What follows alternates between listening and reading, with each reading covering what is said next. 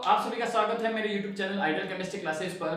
दोस्तों अपन general science में अपन का टॉपिक चल रहा था, अपना जो टॉपिक चल रहा था फर्स्ट और सेकंड लेक्चर अपन ने देख लिए थे, जिसमें अपन ने परमाणु अणु और सम न्यूट्रॉनिक अपन ने पढ़ लिया था। ठीक है, परमाणु भार भी अपन ने पढ़ लिया था उसमें। आज अपन स्टार्ट करते हैं नेक्स्ट अपना जो टॉपिक है। नेक्स्ट अपना टॉपिक है समस्थानिक और समभारिक। समस्थानिक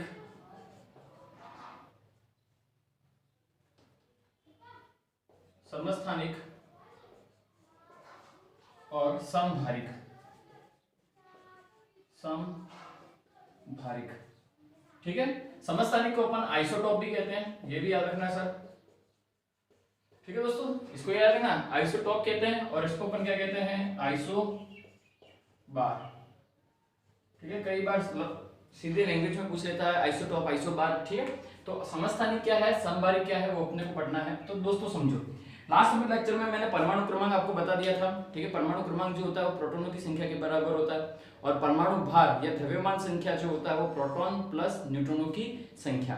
और मैंने प्रोटॉनों की संख्या कैसे निकालेंगे, न्यूट्रॉनों की संख्या कैसे निकालेंगे, वो भी मैंने लास्ट जो लेक्चर था, लास्ट जो वीडियो था उसमें मैंने समझा दिया था। ठीक है दोस्तों, जो भी ये लेक्चर फर्स्ट टाइम देख रहे हैं, ये वीडियो फर्स्ट टाइम देख रहे हैं, वो एक बार पिछले लेक्चर जो मैंने 2 अपलोड किए हैं वो एक बार जरूर देख लें। ठीक है दोस्तों, और मेरे YouTube चैनल को जो फर्स्ट टाइम देख रहे हैं वो एक बार जरूर सब्सक्राइब कर लें। तो दोस्तों यहाँ पर देखें समस्थानिक क्या है और समभारिक क्या है, समझना है। यहाँ पर जैसे मैंने बताया था, समस्थानिक कौन से हो जाएंगे, समस्थानिक में ध्यान रखना वे पदार्थ या वे तत्व जिनमें परमाणु क्रमांक, जिनका परमाणु क्रमांक ध्यान रखना समान हो। परमाणु क्रमांक तो क्या हो, समान हो, परंतु द्रव्यमान संख्या या फिर अपन इसको कहते हैं परमाणु भार। क्या कहते हैं, परमाणु भार क्या हो, भिन्न हो, अलग अलग हो, तो इसको तो ये क्या कहलाएंगे, समस्थानिक। क्या कहलाएंगे, समस्थानिक। ठीक है दोस्तों, जैसे मैंने एग्जांपल देखे यहाँ पर, समझना है। यहाँ पर जैसे मैं यहाँ बात करूं हाइड्रोजन। ठीक है, तो हाइड्रोजन में ध्यान रखना नीचे की तरफ, यहाँ राइट हैंड साइड में तो अपन क्या लिखते हैं, परमाणु क्रमांक, और ऊपर की तरफ हमेशा क्या लिखते हैं, द्रव्यमान संख्या या परमाणु भार। ठीक है दोस्तों, याद रखना। जैसे मैं यहाँ पर लिख रहा हूँ x, तो यहाँ पर तो अपन क्या लिखेंगे, z क्या है, परमाणु क्रमांक, और ऊपर की तरफ अपन क्या लिखेंगे, द्रव्यमान संख्या या परमाणु भार, जिसको अपन किससे डिनोट करते हैं, a से डिनोट करते हैं। ठीक है दोस्तों, तो यहाँ पर ये तो क्या हो गया, परमाणु क्रमांक, और ये क्या हो गया, परमाणु भार। अब देखो समस्थानिक कौन से होंगे, जिसमें परमाणु क्रमांक तो समान, यानी नीचे वाली जो वैल्यू होगी वो तो क्या होगी, समान होगी, लेकिन परमाणु भार क्या हो, भिन्न भिन्न, यानी ऊपर वाली वैल्यू जो हो वो क्या हो, अलग अलग हो। तो इसको अपन क्या कहते हैं, समस्थानिक, या फिर क्या कहते हैं, आइसोटॉप। जैसे अपन देखें हाइड्रोजन के 3 समस्थानिक है। हाइड्रोजन की कितने समस्थानिक है, 3 समस्थानिक है। दोस्तों समझना, पूरे पीरियोडिक टेबल में हाइड्रोजन एक ऐसा तत्व है जिसके तीनों समस्थानिकों को अलग अलग नाम दिया गया है, जिसके तीनों समस्थानिकों को अलग अलग नाम दिया गया है। जैसे अपन बात करें, यहाँ पर देखो इसका परमाणु क्रमांक कितना है, 1, इसका भी कितना है, 1, इसका भी कितना है, 1। परमाणु क्रमांक समान, लेकिन द्रव्यमान संख्या या परमाणु भार क्या होगी, भिन्न, 1 2 3। ठीक है दोस्तों, अब देखो यहाँ पर इसकी बात करें, यहाँ पर इसका नाम क्या है, इसको अपन कहते हैं प्रोटियम। क्या कहते हैं, प्रोटियम। इसको अपन कहते हैं ड्यूटेरियम। ठीक है दोस्तों, और थर्ड जो है इसको अपन कहते हैं ट्राइटियम। ठीक है दोस्तों, अब ध्यान रखना, यहाँ पर फर्स्ट समस्थानिक जो है इसमें प्रोटॉनों की संख्या कितनी है, तो प्रोटॉनों की संख्या कितनी है, 1। न्यूट्रॉनों की संख्या कितनी है, तो 1। ठीक है, अब ध्यान रखना परमाणु क्रमांक कितना है, 1 है, तो प्रोटॉनों की संख्या कितनी हो जाएगी, 1, क्योंकि परमाणु क्रमांक जो होगा किसके समान होगा, प्रोटॉनों की संख्या के समान। अब न्यूट्रॉनों की संख्या इसमें कितनी है, सॉरी दोस्तों, इसमें कितना हो जाएगा, न्यूट्रॉनों की संख्या 0। ठीक है, क्योंकि प्रोटॉन प्लस न्यूट्रॉन क्या होता है, द्रव्यमान संख्या, प्रोटॉन प्लस है तो न्यूट्रॉन क्या हो जाएगा, 0। इसमें न्यूट्रॉनों की संख्या कितनी हो जाएगी, 1 1 1, कितना हो जाएगा, 2। अब ध्यान रखो यहाँ पर प्रोटॉनों की संख्या कितनी हो जाएगी, इसमें प्रोटॉनों की संख्या इसमें 1, न्यूट्रॉनों की संख्या कितनी हो जाएगी, 2, तो 1 + 2 कितने हो जाएंगे, 3। ठीक है दोस्तों, समझ में आ गया। तो यहाँ पर ये तो क्या है, जिसमें परमाणु क्रमांक समान होंगे वो क्या कहलाएगा, समस्थानिक। ठीक है, इसमें परमाणु भार क्या होंगे, भिन्न भिन्न होंगे। ठीक है, इसमें जो है समभारिक जो है वो इसका जस्ट अपोजिट है। ठीक है दोस्तों, इसमें समझना एक बार क्या है, अब समस्थानिक क्या है दोस्तों, समझना, समस्थानिक समझ लिया। अब क्या है समभारिक। समभारिक क्या है समझना, इसका जस्ट अपोजिट, यानी इसमें क्या हो जाएगा परमाणु क्रमांक, परमाणु क्रमांक जिसको अपन किससे डिनोट करते हैं Z से, क्या होंगे भिन्न। परमाणु क्रमांक क्या होंगे भिन्न दोस्तों, ठीक है। बट जो परमाणु भार है या द्रव्यमान संख्या है, परमाणु भार क्या होंगे समान। नाम से ही पता चल रहा है, देखो समभारिक यानी भार क्या होगा समान, यानी परमाणु भार क्या होगा समान, परमाणु क्रमांक क्या होंगे भिन्न भिन्न, ठीक है। कल मैंने एक एग्जांपल बताया था, जैसे मैं बात करूं आर्गन, आर्गन का परमाणु क्रमांक कितना होता है 18, भार कितना होता है 40। इसी तरह से कैल्शियम परमाणु क्रमांक कितना होगा 20, भार कितना होता है 40, ठीक है दोस्तों। तो देखो भार समान है, परमाणु क्रमांक क्या है भिन्न भिन्न है, ठीक है। इसी तरह से मैं बात करूं कार्बन 6 14, नाइट्रोजन 7 14। अब देखो यहां पर दोनों का परमाणु क्रमांक क्या है भिन्न भिन्न, लेकिन परमाणु भार क्या है समान, ठीक है। तो इस तरह से जो होंगे ये किसके एग्जांपल हो जाएंगे समभारिक के, और ये किसके एग्जांपल हो गए समस्थानिक के, ठीक है दोस्तों। तो इस तरह से याद रखना है। आगे एक बात और देख लो, जैसे यहाँ पर ड्यूटेरियम जो है, ड्यूटेरियम को अपन D2O जिसको अपन कहते हैं भारी जल, जिसको क्या कहते हैं भारी जल H2O, ठीक है, हाइड्रोजन से बनता है जो नॉर्मली, तो वो तो क्या हो जाएगा H2O, लेकिन D2O क्या हो जाएगा भारी जल, ठीक है। Deuterium, deuterium di deuterium oxide, ठीक है। अब देखो इसको भारी जल यूज कहां पर होता है, ये भारी जल का उपयोग कहां पर होता है, इसका एग्जांपल बहुत सारे एग्जामों में बहुत सारे क्वेश्चन इस से रिलेटेड पूछे गए हैं कि भारी जल का उपयोग कहां पर किया जाता है, ठीक है दोस्तों। तो भारी जल जो है उसका उपयोग किया जाता है परमाणु रिएक्टरों में, परमाणु रिएक्टर में मंदक के रूप में किया जाता है। किसके रूप में किया जाता है मंदक के रूप में। दोस्तों याद रखना, अगर आपको फर्स्ट अगर ऑप्शन में मंदक दिखे तो सीधा ट्रिक करना है किसके ऊपर मंदक के ऊपर, ठीक है। अगर मंदक नहीं हो तो सेकंड इसका उपयोग किया जाता है शीतलक के रूप में। किसके रूप में किया जाता है शीतलक के रूप में, तो ये भी याद रखना है, ठीक है। बट पहला आपने को प्रायोरिटी किसको देनी है मंदक को देनी है। अगर मंदक ऑप्शन में है तो किसका जो भारी जल है उसका उपयोग किस परमाणु रिएक्टरों में मंदक के रूप में किया जाता है, ठीक है दोस्तों। तो समझ में आ गया समस्थानिक क्या है, परमाणु क्रमांक समान, द्रव्यमान संख्या भिन्न, ठीक है। समस्थानिक क्या हो जाएगा परमाणु क्रमांक भिन्न, परमाणु भार समान, ठीक है। ये दोनों एग्जांपल इस तरह से आपको याद रखने हैं, तो इसका स्क्रीनशॉट ले लो दोस्तों। इसके बाद अपन पढ़ते हैं रासायनिक अभिक्रियाएं।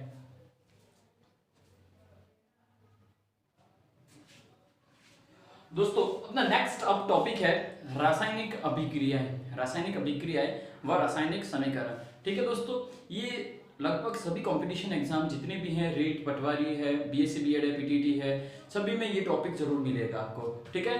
तो रासायनिक अभिक्रियाएं और रासायनिक समीकरण क्या है, दोनों में क्या अंतर है और किस तरह से हैं, तो देखो समझते हैं दोस्तों कि नॉर्मली सबको आपको पता होगा रासायनिक परिवर्तन क्या होते हैं और भौतिक परिवर्तन क्या होते हैं, ठीक है। जैसे मैं बोलूं कागज का फटना, कागज का फटना भौतिक परिवर्तन है या फिर रासायनिक परिवर्तन है, ठीक है दोस्तों।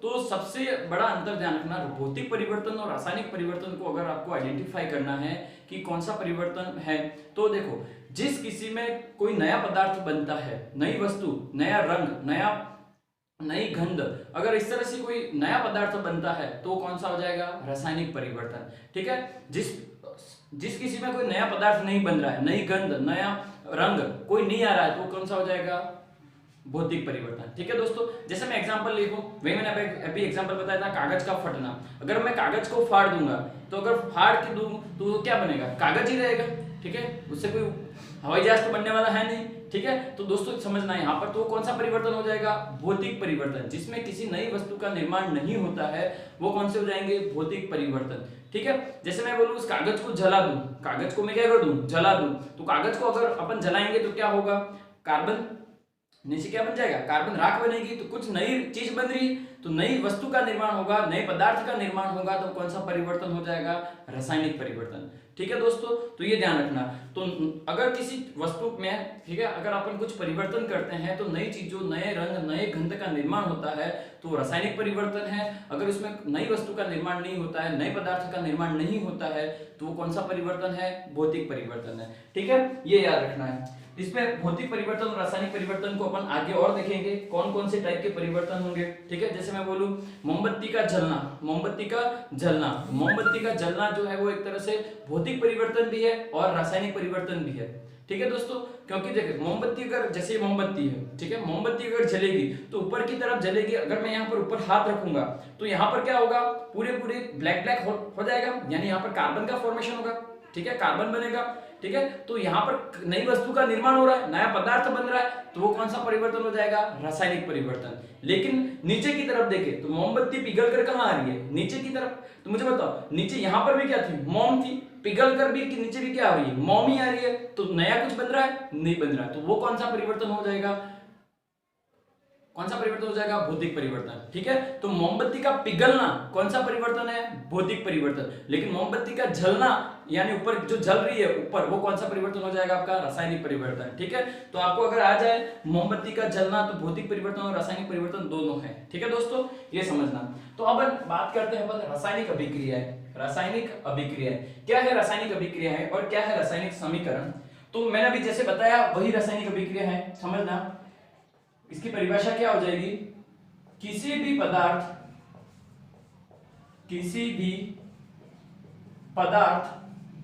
में होने वाले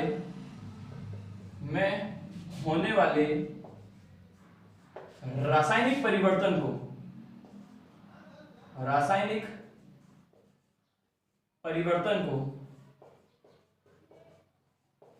रासायनिक अभिक्रिया कहते हैं। रासायनिक अभिक्रिया कहते हैं। ठीक है दोस्तों, तो क्या है रासायनिक अभिक्रिया? तो किसी भी पदार्थ में होने वाले कौन से परिवर्तन? रासायनिक परिवर्तन को अपन क्या कहते हैं? रासायनिक अभिक्रिया कहते हैं। ठीक है, जैसे मैं एग्जांपल लिखूं, मैं यहां लिखूं कि हाइड्रोजन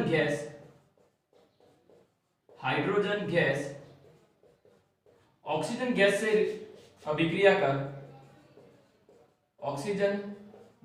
अभिक्रिया कर जल का निर्माण करती है। किसका फॉर्मेशन कर रही है? जल का निर्माण कर रही है। ठीक है दोस्तों, तो यहाँ पर क्या हो रहा है? यहाँ पर दो पदार्थ आपस में अभिक्रिया कर रहे हैं और नई वस्तु का निर्माण हो रहा है या नहीं हो रहा है? ठीक है, जल का निर्माण हो रहा है।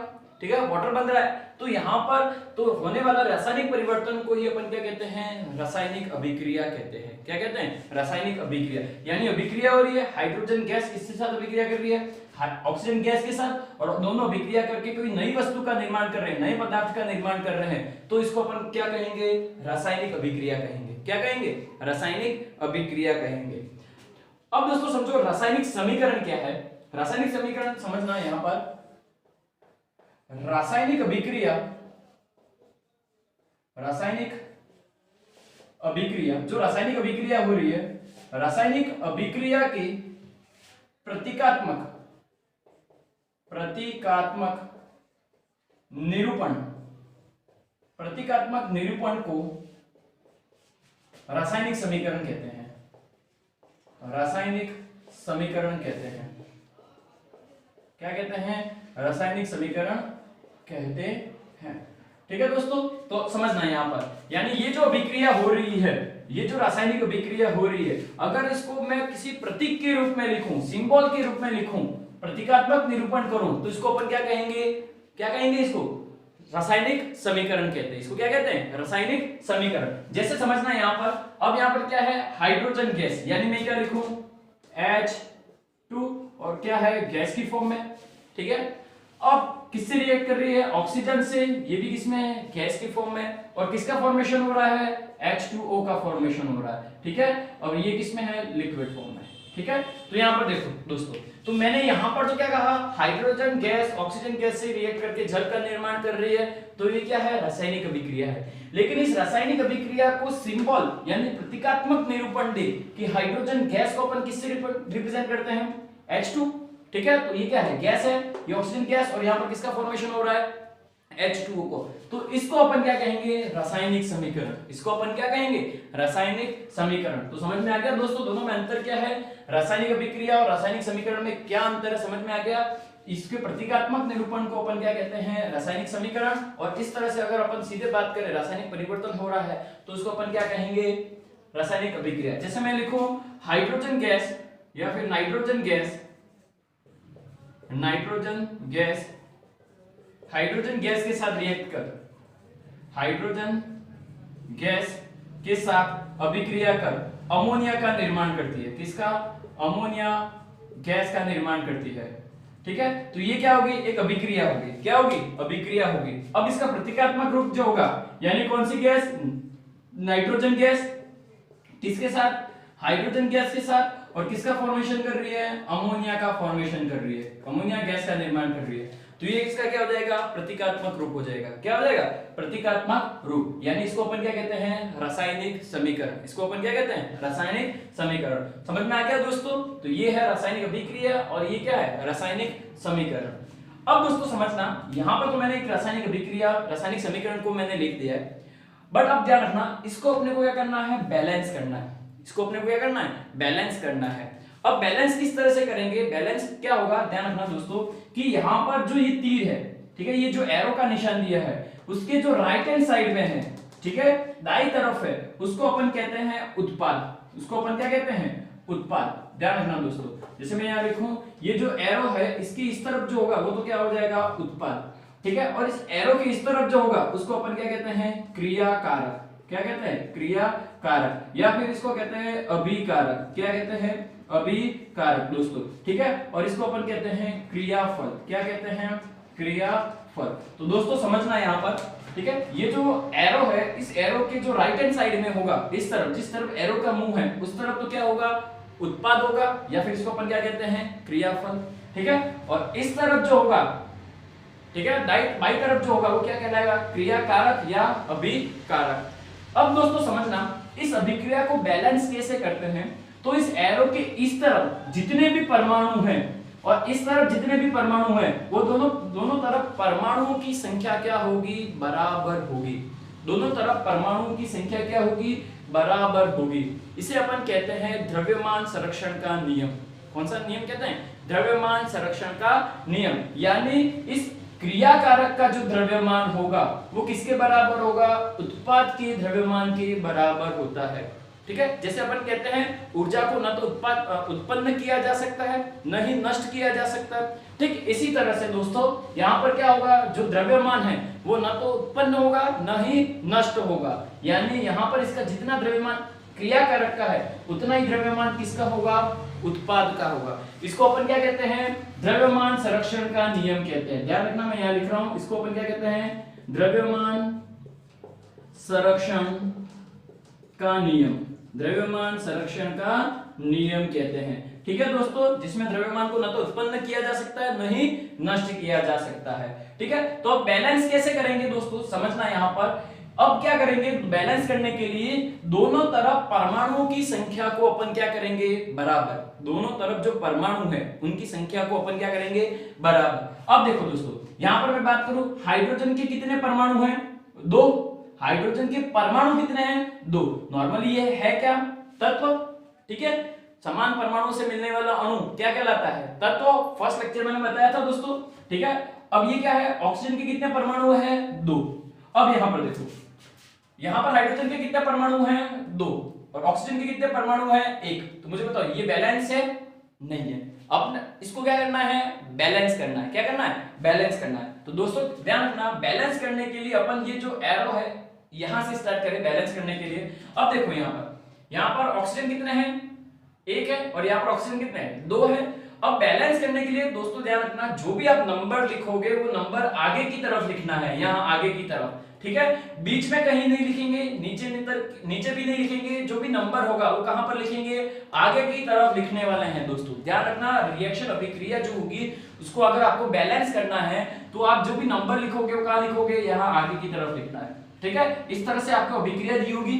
बैलेंस करने के लिए बोले कौन सी अभिक्रिया आपकी बैलेंस है, कौन सी नहीं है, तो पता करना है तो पहले क्या करेंगे, दोनों तरफ परमाणु की संख्या क्या होनी चाहिए, बराबर। ठीक है, अगर आपको बराबर है उसको आपके पास बैलेंस करना है तो बैलेंस कैसे करोगे, तो मैंने बताया इसके आगे अपने को क्या करना है, नंबर रखना है। तो ऑक्सीजन कितने हैं, 2, तो यहाँ पर कितने हैं, 1। अब इसको डबल करना है, यानी कितने, कितने हो गए? 2 हो गए।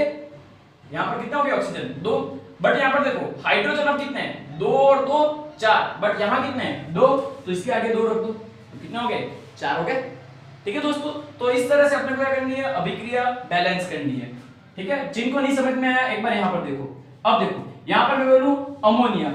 अब अमोनिया में यहाँ पर देखो हाइड्रोजन कितने हैं? 3 है। हाइड्रोजन कितने हैं? 3 है। तो हाइड्रोजन 3 परमाणु तो रहेंगे नहीं, तो मैं यहाँ पर क्या कर रहा हूँ? इसके आगे 2 लगा रहा हूँ, तो अब कितने हो गए? 6।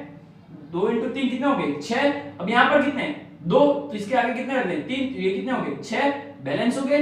नाइट्रोजन कितने हैं? 2। तो अभिक्रिया क्या होगी? बैलेंस हो गई। अभिक्रिया क्या हो गई? बैलेंस हो गई। ठीक है, अब देखो यहाँ पर ये हाइड्रोजन जो है उसके पीछे मैंने क्या लिख रखा है? Gas, liquid. ठीक है, तो पदार्थ जो होगा उस पदार्थ की कोई ना कोई अवस्था होगी, या तो वो ठोस अवस्था में होगा, सॉलिड। ठोस अवस्था में है तो उसको अपन क्या लिखेंगे? अगर वो ठोस अवस्था में है तो इसको अपन लिखेंगे S। ठीक है, द्रव अवस्था में है तो इसको अपन क्या लिखेंगे? Liquid L। गैस अवस्था में है तो क्या लिखेंगे? G। ठीक है, और एक और है जलीय अवस्था में है दोस्तों। कौन सी अवस्था में है? जलीय, यानी कोई विलयन की अवस्था में है तो उसको अपन क्या लिखेंगे? एक्वस। क्या लिखेंगे? एक्वस। ठीक है दोस्तों, ये भी याद रखना है आपको। ठीक है, तो समझ में आ गया रासायनिक अभिक्रिया क्या है, रासायनिक समीकरण क्या है, अभिक्रिया को बैलेंस किस तरह से करेंगे। ठीक है, इस तीर के इस तरफ जो होगा वो क्या होंगे? उत्पाद, और इस तरफ जो होंगे वो क्या होंगे? अभिकारक। क्या होंगे? अभिकारक। ठीक है, अब देखो यहाँ पर ये जो एरो मैंने बताए हैं वो एरो भी अलग अलग टाइप के होंगे।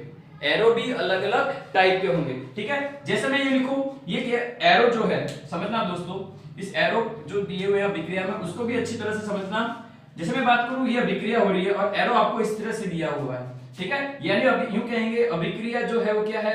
अग्र दिशा में हो रही है। कौन सी दिशा में हो रही है? अग्र दिशा में हो रही है।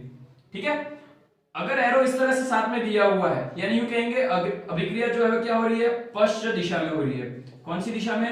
पश्चिम दिशा में। यानी अभिक्रिया जो है वो कैसी है? उत्क्रमणीय। कैसी है? उत्क्रमणीय, यानी अग्र और पश्चिम दोनों दिशाओं में हो रही है। अग्र और पश्चिम दोनों दिशाओं में हो रही है। जैसे मैं बोलूं वाटर है, जैसे मैं बोलूं जल और बर्फ, जल और बर्फ। ठीक है, यानी ये बर्फ में परिवर्तित होगा, बर्फ किस में परिवर्तित होगा? जल में। यानी अभिक्रिया ये अग्र दिशा में और ये कौन सी हो जाएगी? पश्चिम दिशा में। और इस टाइप की अभिक्रिया कौन सी होगी? उत्क्रमणीय अभिक्रिया है। कौन सी होगी? उत्क्रमणीय अभिक्रिया है। ठीक है, तो ये एरो को भी समझना है दोस्तों। ठीक है, जैसे मैं बात करूं अभिक्रिया, आपको एरो इस तरह से दिया हुआ है, हाफ एरो यहां से। अब ठीक है, इन दोनों में डिफरेंस है, ध्यान रखना। ये क्या प्रदर्शित करता है कि अभिकारक और उत्पाद, अभिकारक और उत्पाद दोनों साम्य अवस्था में हैं। कौन सी अवस्था में हैं? साम्य अवस्था में हैं। यानी जो अभिकारक होगा, जो अभिकारक होगा और जो उत्पाद होगा वो एक दूसरे की क्या सी अवस्था में है? साम्य अवस्था में है। अर्थात इसका मतलब क्या है? यानी अभिकारक से जितना उत्पाद बनेगा उतना ही उतना उत्पाद से क्या बनेगा? अभिकारक। समझ में आ रहा है? यानी अभिकारक से 50 ग्राम उत्पाद बन रहा है तो उत्पाद से ही 50 ग्राम क्या बनेगा? अभिकारक। यानी दोनों की अग्र अभिक्रिया और पश्च अभिक्रिया जो होंगी उनकी दरें जो होंगी क्या होंगी? समान होंगी। ठीक है, तो एरो को भी आपको अच्छे से समझना है। सिंगल एरो है यानी अग्र अभिक्रिया। ठीक है, इस तरह से है तो अग्र अभिक्रिया और पश्च अभिक्रिया, और इसको अपन क्या कहते हैं? उत्क्रमणीय अभिक्रिया। ठीक है, ये जो होगी उसको अपन क्या कहेंगे? साम्य। इस तरह का एरो होगा तो क्या कहेंगे? साम्य अवस्था में। कौन कौन? अभिकारक और उत्पाद। उत्पाद को हमेशा कहां लिखेंगे?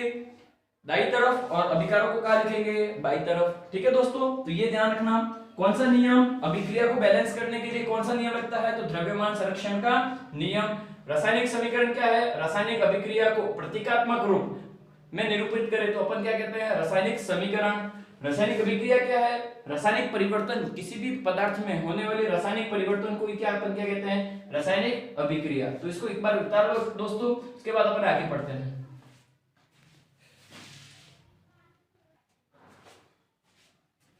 तो दोस्तों अपन बात करते हैं रासायनिक अभिक्रिया के प्रकार। ठीक है, कितने प्रकार की रासायनिक अभिक्रियाएं? तो 4 प्रकार की रासायनिक अभिक्रियाएं होंगी। ठीक है, संयोजन, वियोजन, विस्थापन और द्विविस्थापन। ठीक है दोस्तों।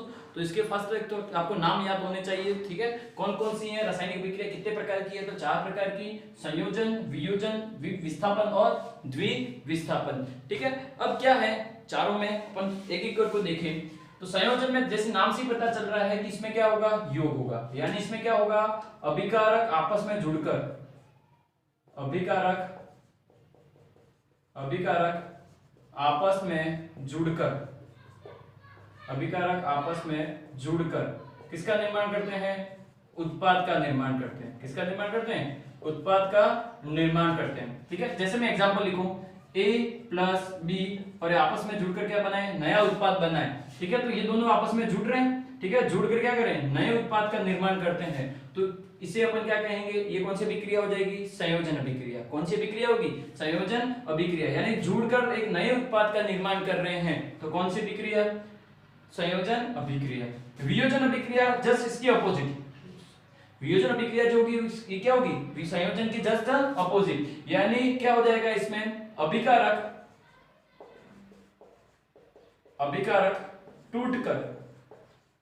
टूटकर नए उत्पाद का निर्माण करते हैं, टूटकर नए उत्पाद का निर्माण करते हैं, ठीक है। तो इसमें ध्यान देना दोनों में अंतर क्या है, यहां पर क्या है, अभिकारक आपस में जुड़कर, और यहां पर अभिकारक टूटकर क्या करते हैं, उत्पाद का निर्माण करते हैं। जैसे मैं एग्जांपल लिखूं, C है, ये टूटकर किसका निर्माण करे, A प्लस बी का। C है जो टूटकर किसका निर्माण करे, A प्लस बी का।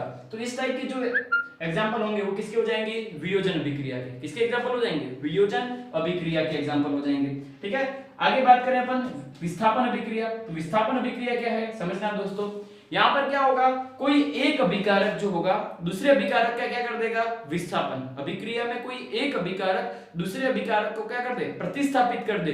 तो इस टाइप की अभिक्रिया होगी वो कौन सी कहलाएगी, विस्थापन अभिक्रिया।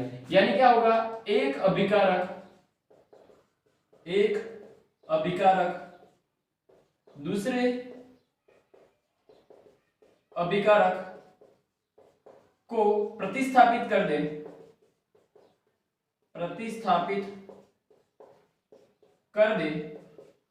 तो इस अभिक्रिया को अपन क्या कहते हैं, तो इस अभिक्रिया को क्या कहते हैं,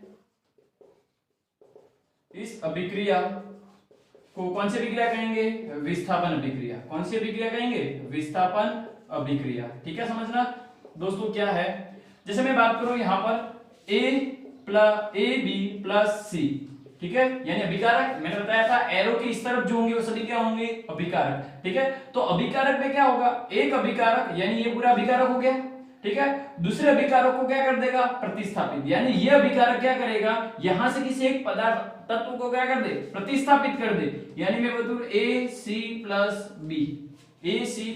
बी, तो ये कौन सी अभिक्रिया होगी, प्रतिस्थापन अभिक्रिया। यानी यहां पर देखना ये C जो है वो किसको प्रतिस्थापित कर रहा है, B को क्या कर रहा है, प्रतिस्थापित, यानी A की जगह कौन आ रहा है, B आ रहा है, सॉरी B की जगह पर कौन आ रहा है, C, और B बाहर निकल रहा है। तो इस टाइप की अभिक्रिया को अपन क्या कहेंगे, विस्थापन अभिक्रिया, या फिर इसको अपन कहते हैं प्रतिस्थापन अभिक्रिया भी कहते हैं, ठीक है दोस्तों। तो थर्ड अपनी कौन सी होगी, विस्थापन अभिक्रिया, ठीक है। लास्ट वन जो है समझना, इसमें क्या होगा, अभिकारक